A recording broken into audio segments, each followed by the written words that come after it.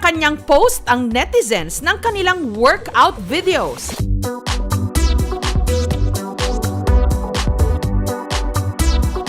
Kung ang iba, ipinapakita ang kanila ng toned bodies, ang babaeng ito, buong pagmamalaking isinare ang kanya mismong fitness journey kahit halos 500 pounds o 226 kilos siya. 1, 2, 3.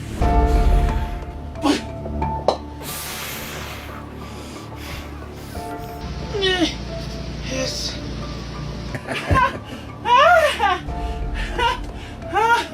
Laban sa pagwo-workout.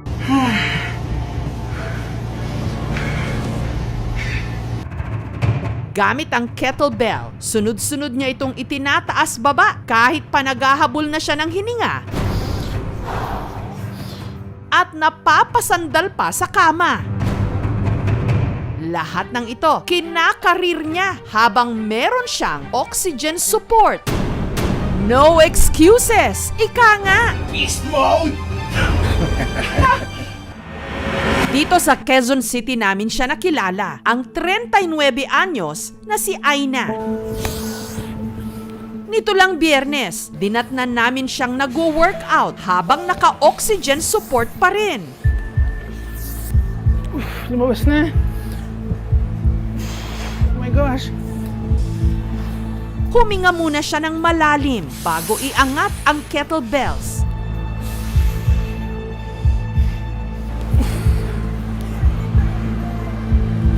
Napapayuko at tila naghahabol ng hininga.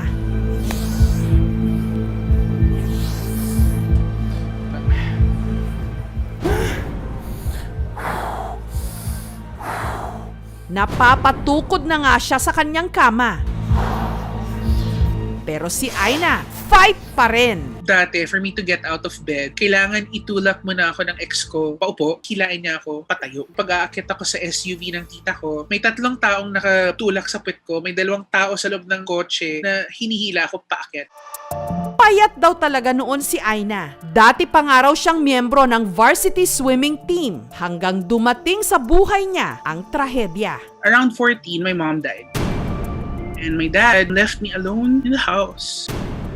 Someone introduced someone to me who became my first long-term boyfriend. Sobrang seloso at possessive niya. Pinataba ako. Alam magkagusto sa akin. He would criticize what I would wear.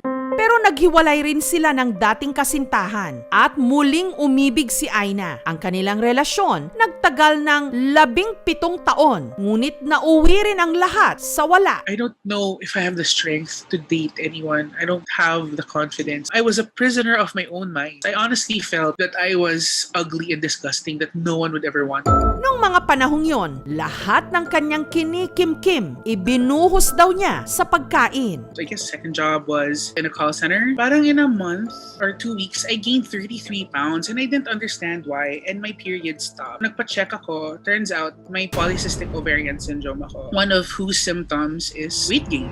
Hanggang si Aina, lumobo na ang timbang sa 500 pounds. Taong 2019, na-diagnose siya ng lymphedema. Nagkaroon din ng obstructive sleep apnea na nagresulta sa heart at respiratory failure. Ay, Lord. Sobrang taas na ng blood pressure ko, may black spots na yung paningin ko. Namumulikat ang buong katawan ko. Pag umatching ako, ibig sabihin, mamumulikat na yung mukha ko. Tapos yung leeg ko, tapos yung dibdib ko, tagiliran ko, tiyan ko, hita ko, labas, loob ng hita ko, legs ko, paa ko. Hindi na ako makatayo. Baka umihi ako sa kama. Nakaganon na lang ako sa may door. Sobrang sakit. Tapos pag nasa banyo ako, hindi na ako makaupo. So nakatayo ako habang umiihi. Ubo ako ng ubo. Wala naman akong COVID. Nakailang swab ako. Yung pala, kasi walang enough oxygen. I hadn't had much sleep for 6 weeks. I was basically just waiting to die. Dito na raw nagising si Aina sa masamang bangungot para mabawasan ang taba sa katawan. Nagpa-full abdominoplasty at tummy tuck siya.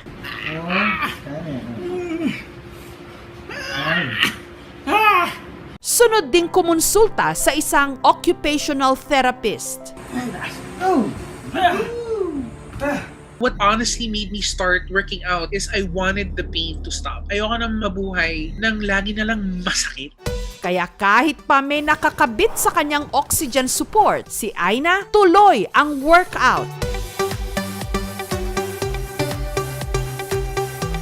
Part of my occupational therapy is documenting my recovery, my workout videos. I was able to contact a nurse. Nung nakita niya nag-workout ako na may tubes pa ako sa loob ng katawan. Sabi niya, mag-TikTok ka. At sa loob ng 2 taon, ang dati niyang 500 pounds na timbang, naging 400 pounds na. Aina is far from her goal. Maybe 4 to 5 years. As long as you're cooperating, you'll be there. Hindi ako nag-workout, patay na ako ngayon eh. My oxygen has been fine. Eventually, I'll be able to train without it. I can do this, one day at a time. Your health, affected siya ng attitude mo ha. Just believe that everything's gonna be alright. That it's gonna be alright.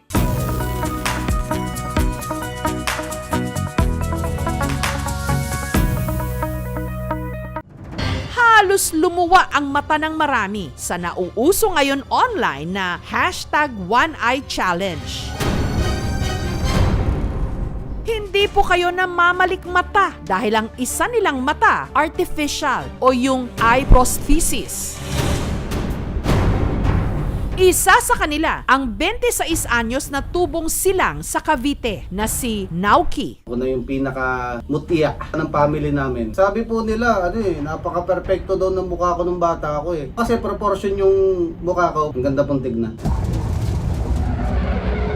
Hanggang si Nauki na aksidente, nabulag ang kaliwa niyang mata. Parang akong pinagsarahan ng langit at lupa kasi masyadong masakit. Sa mura kong edad para tanggapin yung mga ganong klaseng pangyayari. There are really some conditions na kunyari cancer ng mata, kailangan mong tanggalin. Hindi mo pwedeng iwan doon kasi infected na siya tapos pwede maapektuhan yung isang mata. Matapos maoperahan, kinabitan si Nauki ng eye prosthesis. Yung artificial eye is made of acrylics. Usually very seldom na nagkakaroon ng allergic reaction. The first that we have to advocate is to prevent and control eye injuries. Lagi po talaga nababangga yung mga left side ko sa mga pader, sa mga kantuhan kasi hindi ko po masyado napapansin.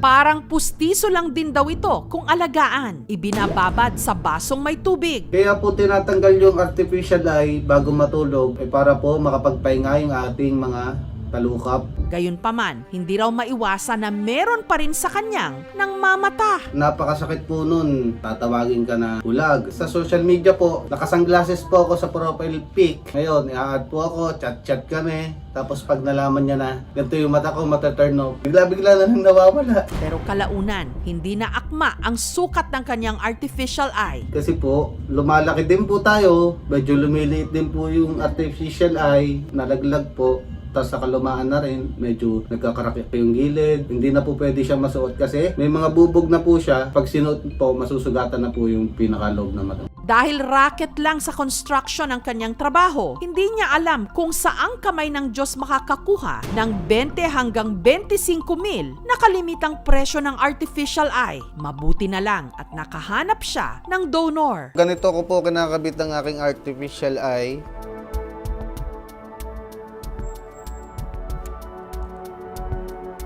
Sobrang thankful ko po.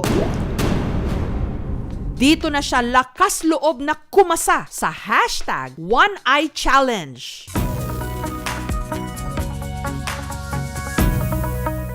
Ginagamit ko po yung platform na yon para maging informative din, para magkaroon din po sila ng idea. Huwag mong itatatak sa loob mo na ganyan na nangyari sa iyo. Siguro doon, kaya unti-unti din parang wala na rin sa akin. Dating itinatago ng iba, inilalantad na ngayon sa social media. Walang masama kung ito ang isa sa mga paraan para mas maintindihan at mamulat ng karamihan sa mabigat nilang pinagdaraanan. Proud to be me. Thank you for watching, mga kapuso. Kung nagustuhan niyo po ang videong ito, subscribe na sa GMA Public Affairs YouTube channel. And don't forget to hit the bell button for our latest updates.